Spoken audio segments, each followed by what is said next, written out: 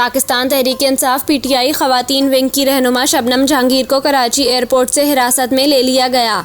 ज़राए के मुताबिक शबनम जहांगीर कराची से गैर मुल्की एयरलाइन की परवाज़ से दुबई जा रही थीं।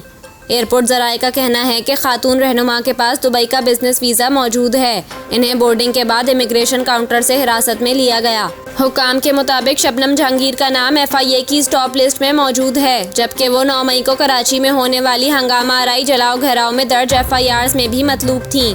ज़राए का कहना है कि शबनम जहांगीर कराची से दुबई के लिए पासपोर्ट नंबर AF81000574 पर सफ़र कर रही थीं।